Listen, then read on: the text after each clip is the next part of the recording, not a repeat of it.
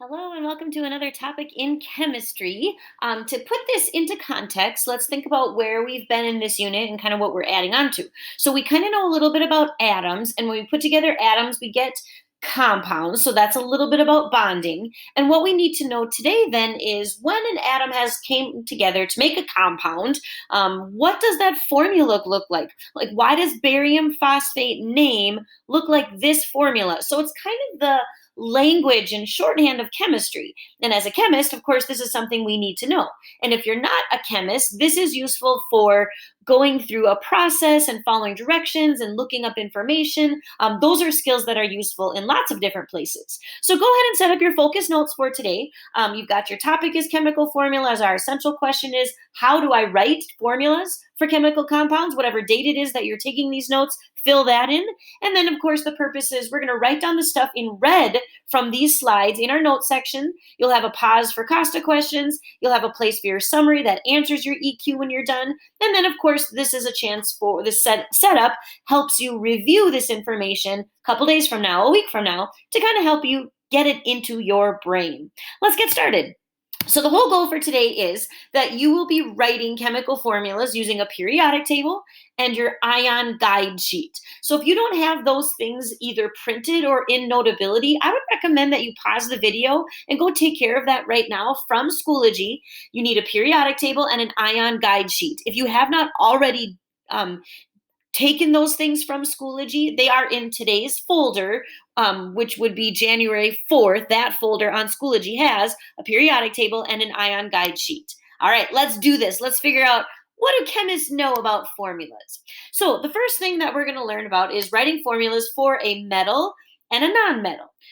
If you remember on the periodic table, there's that stair-step line that starts between boron and aluminum and goes over, down, over, down, over, down, like stairs. So the metals are on the left side of the periodic table of that stair-step line, and the nonmetals are on the right. So that is an ionic compound, and that is also known as a formula unit, remember, which we abbreviate FUs. So it's one of those times you can say that and no one can be mad at you because you're talking about a formula unit, which is the result of an ionic compound that has come together, bonded, ionic bonds, to create a neutral new particle called a formula unit. So metals and nonmetals. Okay, now the next thing we need to do quick is review oxidation numbers. Now, if you don't know what an oxidation number is, we'll review it quick right here, but remember your last notes about why atoms combine, that would also have more in-depth information about oxidation numbers. But the definition of an oxidation number is, it's a positive or negative number that every element has, telling you how many electrons does that element need to lose or gain in order to be stable. So for example, if you find chlorine on the periodic table, chlorine is element number 17. Because of where it is right now, if it goes forward one spot, it would be in that noble gas column, and the noble gases are the ones that are considered stable. So chlorine is trying to be like argon in terms of how many electrons it has, specifically valence electrons. Remember, the ones on the very far outside. So chlorine then is trying to gain one more electron, meaning that it has a -1 oxidation number. It wants to gain one electron to be chemically stable. So remember, electrons are negative. So if you gain something negative, you become negative. That's where that -1 charge comes from. However, strontium is also trying to be stable. So find strontium, it's element number 38 on the left side of the periodic table. We'll take a look at where strontium is. If it were to go forward from 38 to 39, 40, 41, all the way over to 54, okay, well, that would be one of the noble gases. That would be stable. However, that's really far away. So strontium's like, wait a second, I could go backwards from 38 to 37 to 36. And once again, I'm in that noble gas column, but I only had to lose 2 electrons to get there. So that means I'm getting rid of something negative. So now I have a positive charge, losing 2 electrons to be stable. So what we're going to talk about today is, okay, well, what if these two elements were nearby each other? Positive attracts to negative in a certain way to create a compound.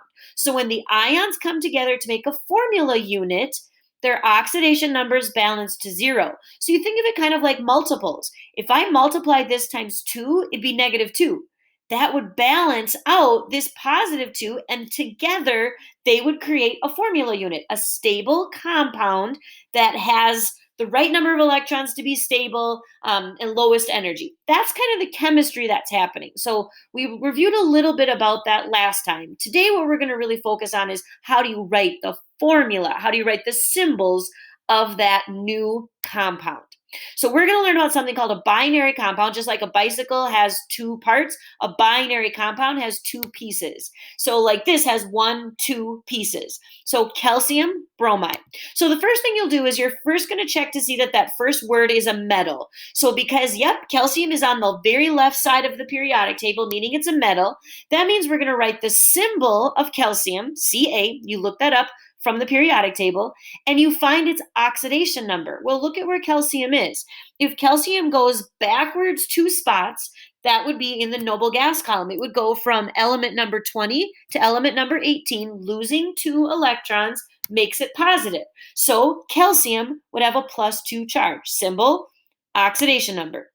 Then do that same thing for the negative oxidation number. So bromide kind of sounds like bromine. So that's element number 35. So find bromine, number 35. The symbol is Br. The negative oxidation number, look at where it is. If it gains and goes forward 1 spot, it would be in the noble gas column. So gaining an electron makes it negative because electrons are negative. So then now I've got a positive charge and a negative charge. And you probably have heard this before. If not, we'll review it. Opposite charges attract. So because this is losing electrons, it's positive. This is gaining electrons, it's negative. So then now these two things are attracted to each other to make a compound that is stable, lowest energy possible. That's what's happening in terms of the chemistry. But right now you can see this is trying to lose 2 electrons and this is trying to gain 1 electron. So they're not a perfect match yet, but we can fix that. Let me talk quick about the ending of that word. So not that we're already done with our notes, but let's talk about the ending of that word. If the chemical name ends in "ide," that means it was the element. So like bromide was the element bromine, or oxide would be oxygen, or fluoride would be fluorine.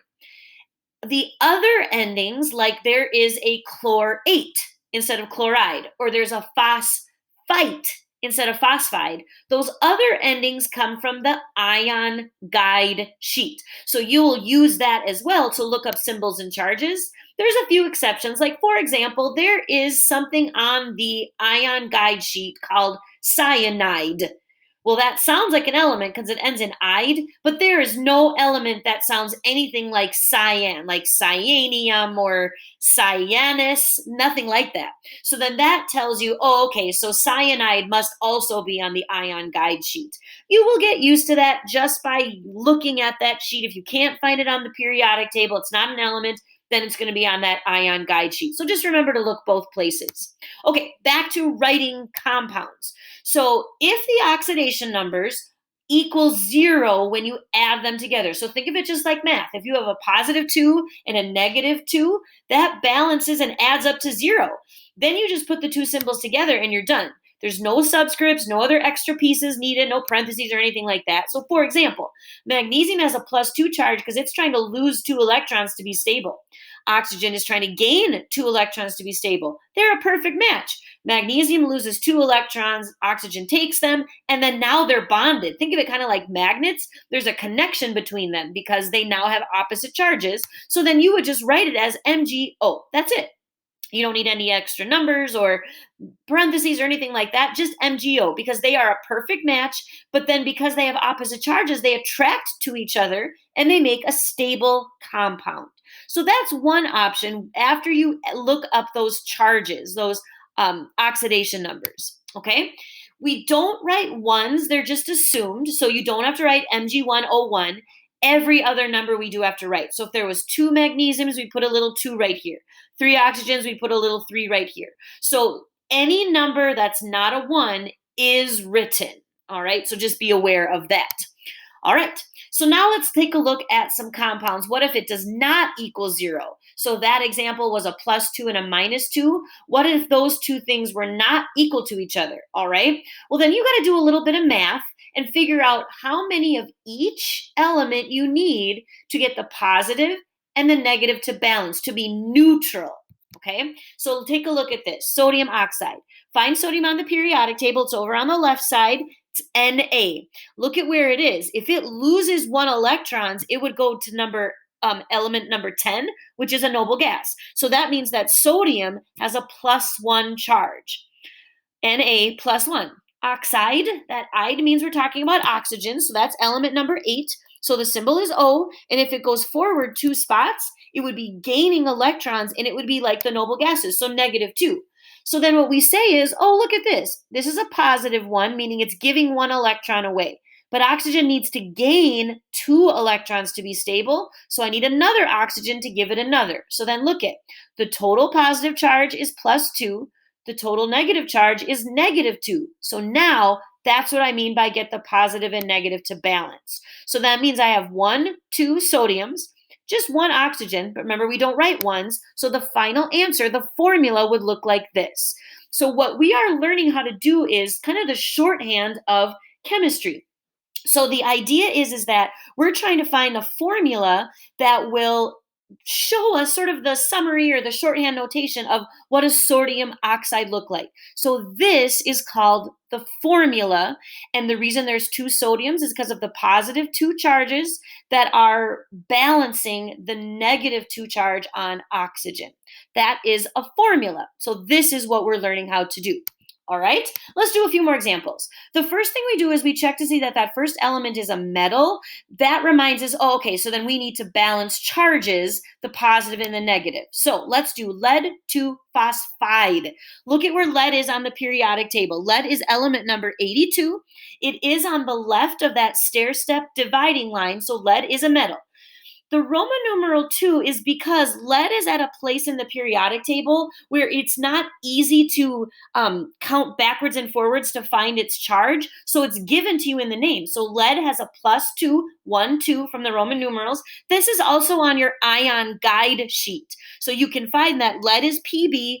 The 2 lines means it's a +2 oxidation number. Phosphide, the ide, remember, tells you find the element that sounds like phosphide. And it turns out that phosphorus would be kind of the closest. So phosphide is kind of like phosphorus. So capital P, it's element number 15. And then look at where it is. If phosphorus goes forward 1, 2, 3 spots, then it would gain 3 electrons and it would be like the noble gases. So step 1, Pb plus 2, because the symbol and the charge for lead 2. Step 2 was figure out what this element is. We know it's an element because it ends in ide.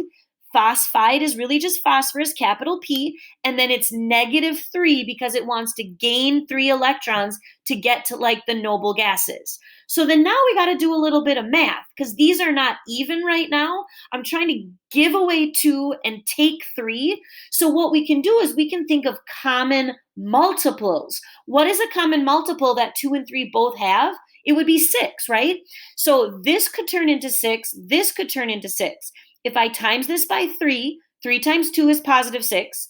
And if I times this by 2, 2 times -3 is -6. So then that would balance out. So step 3b, because they're not a perfect match, we have to do that little bit of math to figure it out. So if I have Pb plus 2, 1, 2, 3 times, that total is 1, 2, 3, 4, 5, 6 electrons being lost. Then if I have 2 phosphoruses, that total negative charge is 1, 2, 3, 4, 5, 6 negatives, 6 electrons being gained. So you want the total lost electrons to add up to the same as the total gained electrons. 6 electrons gained, 2, 4, 6 electrons lost. So then when we write the answer, there's Pb 1, 2, 3 times, and phosphorus P 1, 2 times. So the answer looks like this: Pb3, P2, lead 2 phosphide. So this 3 doesn't match this Roman numeral 2. That Roman numeral 2 is the charge, the oxidation number for Pb lead. All right. And if you're wondering why the symbol for lead is Pb, it's because it's from an old-fashioned word called plumbum, which is lead.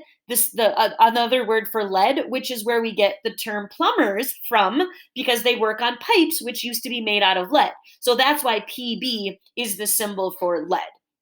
All right, and then we've got our P for phosphorus. Sometimes they make sense, and sometimes the symbols are based on other things. But this would be our answer. So right now you're trying to figure out if that makes sense. All right. And if not, you're going to jot down some questions. You're going to talk to me during office hours or our next Zoom class. But let's do a few more examples to see if we can figure it out. We're going to make sure that that first element is a metal. And then that tells us we have to do that work where we balance charges. And our showing work is just showing the ions before we show our final answer. Let's do sodium sulfide. Find element number element sodium. It's number 11. It is a metal, which means we need to look up the symbol and charge. Sodium is Na. Its charge is +1, because if it goes backwards 1 from 11 to 10, it will be in the noble gas column. Sulfide, ide means you're looking for an element that sounds like sulfide. Well, the element would be sulfur, element number 16. Element symbol is S, capital S, and if it gains 2 electrons, it will be in the noble gas column. Gaining electrons means negative, so Na is a +1, sulfur, S is a -2. They are not a perfect match right now, but if I do some multiplying, if I multiply this by 2, 2 times +1 is +2. That would balance the -2, and then that would be a stable, balanced charges compound. So then 2 sodiums and 1 sulfur makes a balanced compound that is stable. Let's do barium oxide. So find barium. It's element number, where is it? 56. Barium is a metal, so that means we are going to balance charges. So Ba and then +2. Oxide, we find that oxide is like oxygen, and so oxygen is element 8, and it has a -2 oxidation number because it's 2 spots from the noble gas column if it goes forward, gaining electrons. So barium is giving away 2 electrons, oxygen is gaining those 2 electrons. They are a perfect match, so that means 1 barium, 1 oxygen would make a stable compound. Let's do one more together, aluminum oxide. So aluminum, if you look at where it is, aluminum is element number 13. Element number 13 has, if it goes backwards, it would be at element 12, then 11, then 10. So that's backwards 3 spots. Backwards is losing electrons, which gives you a positive charge. That's where that +3 came from. Oxygen, is a -2 because of where oxygen is. If it goes forward or gains 2 negative electrons, it will be stable. But now we got to do some math. 3s and 2s, they don't match each other the way these two did. So I need to find a multiplier that they both agree on. That would be 6, kind of like an example we did a little bit ago. So if I make aluminum equal to 6 and oxygen equal to 6, the number of electrons lost would equal the number of electrons gained. So we do some multiplying. Aluminum times 2 would be 6. Oxygen times 3 would be -6. So aluminum 2 means 6 electrons are being lost. Oxygen times 3 means 6 electrons are being gained. And then that will be a balanced, stable compound. So again, you're practicing skills of a little bit of math, a little bit of problem solving, but the whole point is to get a stable compound that is neutral, and both atoms have sort of that special number to make them stable, that positive negative charge, losing gaining electrons to be stable. That brings us to our first break. So go ahead and do a level 1 question so far. Pause the video if you need to. You also have that Costa Questions guide on Schoology that gives you sentence starters. Otherwise, you could do a definition, list the steps of writing a compound, or a formula. That would all be good. But some type of level 1 question, something that comes right from the notes. Pause the video, come back when you're ready.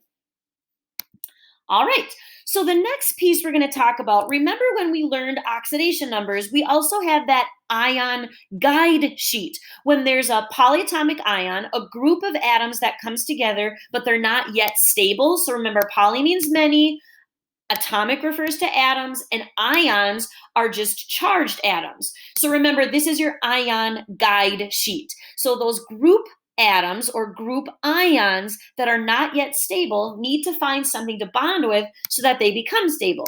So a polyatomic ion, just again remember, it's many atoms that are together, but they behave as one particle. But that one particle has a charge. They don't split apart, and you don't change their formula. When you write their formula or their compounds, you follow the same rules we already learned. What's the symbol in charge of the positive? What's the symbol in charge of the negative? And make the positive and negatives balance each other. But because you've got a group of atoms behaving as one piece, there's one little difference, and that difference is parentheses. Okay, so write this down. When more than one of that thing called a polyatomic ion, that group of ions that's on your polyatomic or on your ion guide sheet, when you need more than one of them, you put parentheses around it to show that it is one group staying together, and then you put a number on the outside of the parentheses to say how many you need. So that group of elements stays together. It behaves as one particle. That's what the parentheses are showing us. You put a subscript, those little numbers down below, outside of the parentheses to show you how many do you have of that group. So for example, this is zinc, and this is something called nitrite. That is on your ion guide sheet. It has a -1 charge. Zinc is on the other side of your ion guide sheet. It has a +2 charge. So I need 2 of this thing called nitrite to balance out that zinc charge. So I put parentheses around the NO2 because that is the group. It stays together, and I need 2 of that whole thing. Notice if I didn't have the parentheses, it looks like this: 22 oxygens, 1 zinc, 1 N. Well, that's not what I was trying to say. I wanted to say I had 2 of this group. That's why the parentheses are important. The 2 on the outside multiplies in, it applies to everything inside it. So there would be like 2 N's and 4 O's in this compound total, and then 1 zinc. Here's another example. Ammonium is also something on your polyatomic ion sheet or your ion guide sheet. It's NH4. It has a +1 charge.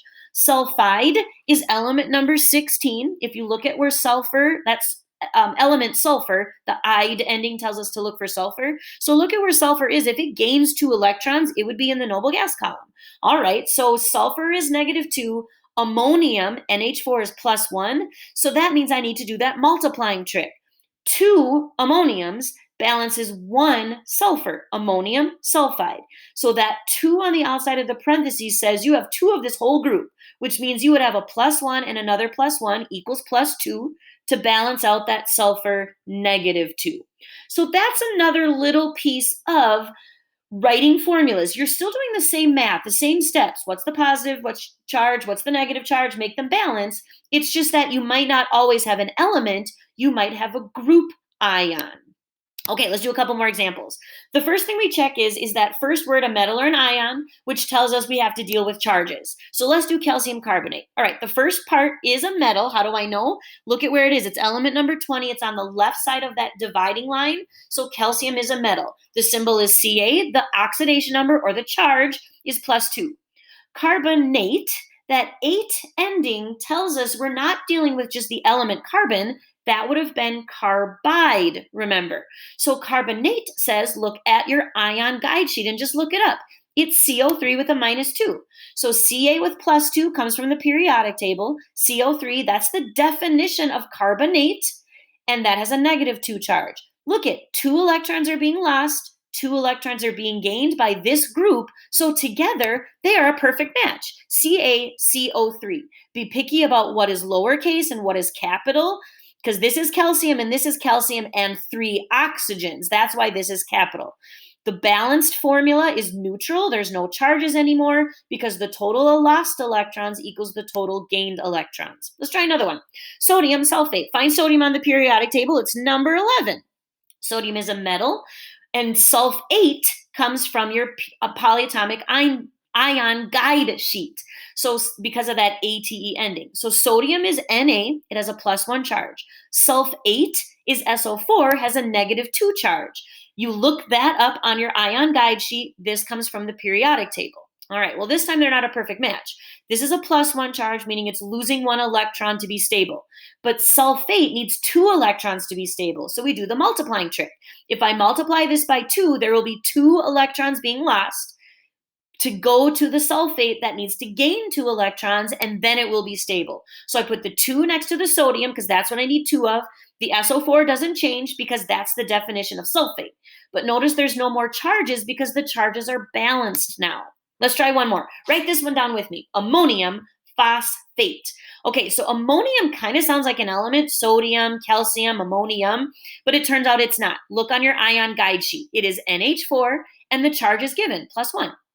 Phosphate, that 8 ending tells you are looking for something on the polyatomic ion guide sheet. And you look it up, and it's PO4 with a -3.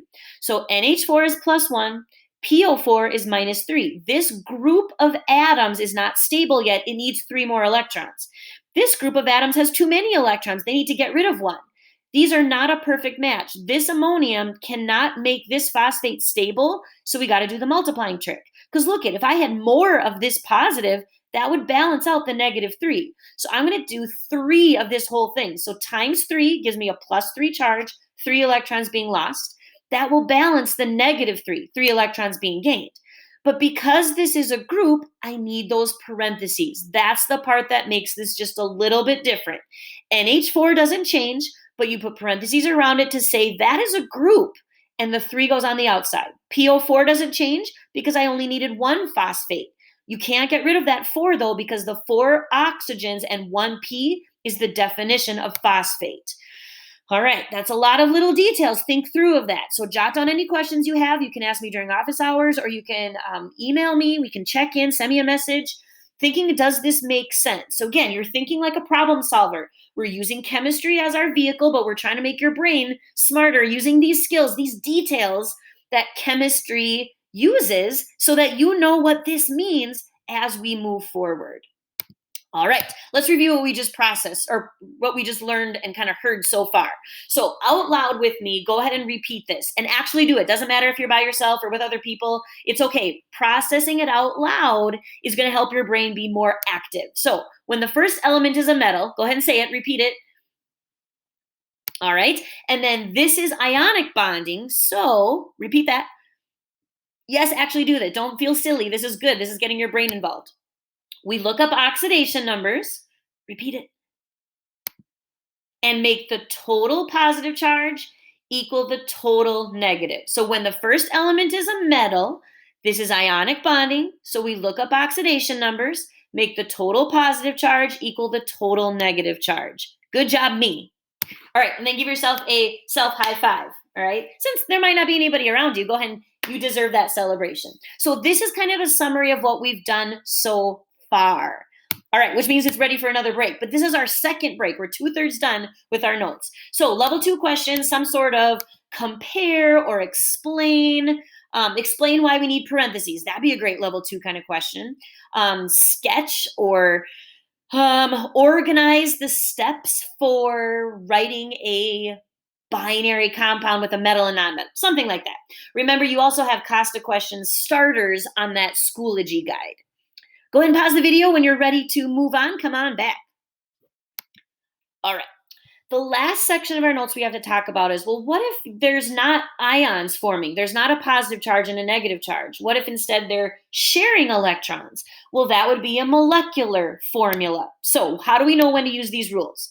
For when you have a compound that combines a non-metal and a non-metal, because remember our first rules were positive and negative charges, or metals and non-metals. So this is a non-metal and a non-metal. This is a covalent bonded compound. This is a molecule. And how do we know if it's non-metal and non-metal? Remember that dividing line. It starts underneath starts underneath boron, between boron and aluminum, and goes over down like stairs. Everything on the left is a metal. We're not dealing with any of that because we're only dealing with non-metal. So we're talking about, like, what if carbon and oxygen form something, or hydrogen and oxygen? Because even though hydrogen is the very first element, it is a non-metal. How about iodine and chlorine? So any non-metals connecting to make a compound is a covalent bonded compound or a molecule.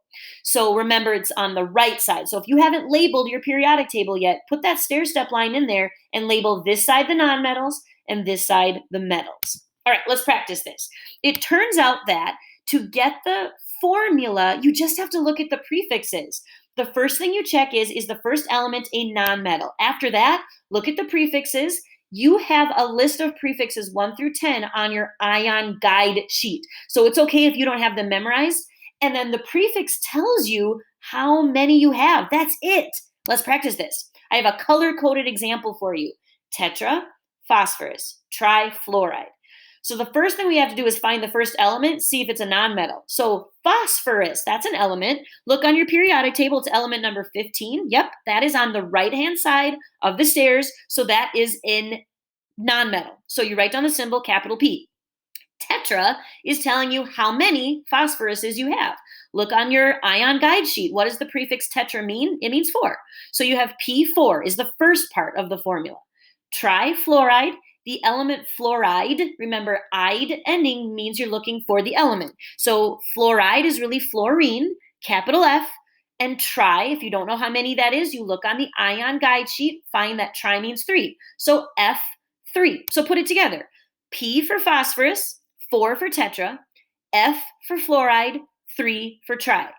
Tetra, phosphorus, trifluoride. So that's the formula when you're dealing with nonmetals and nonmetals, because we're not looking at charges. There are no charges because remember, when you have a covalent bond, element or electrons are being shared. There is no positive or negative because they're sharing. 4 phosphoruses and 3 fluorines are sharing all the valence electrons they have to make a stable compound. Let's try another one. Carbon dioxide. First thing we check is carbon. Is it a nonmetal? Look at where it is. It's element number 6. Yep, it's on the right-hand side of the stair-step line, so that means it is a nonmetal. So then we just write the formula for, or write the symbol for carbon, capital C.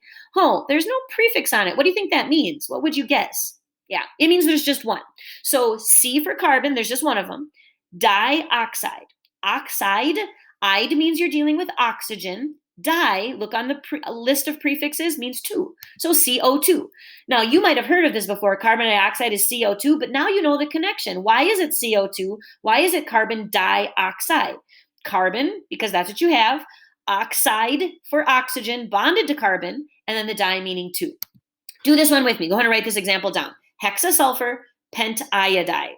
All right, is the first element a nonmetal? What element do we have in here? Can you pick it out?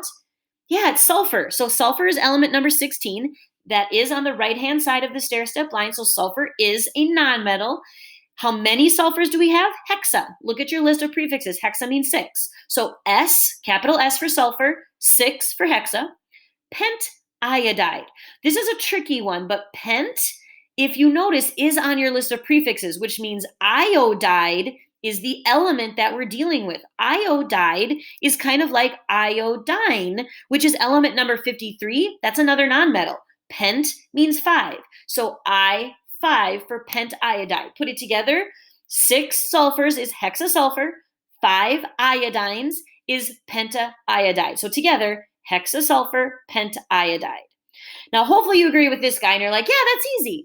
The thing that makes it tricky is you have to remember to use the prefix rules. Don't always try to do the oxidation numbers or balancing charges. You won't get these charges to balance because they're both negative. These are both negative. These are both negative.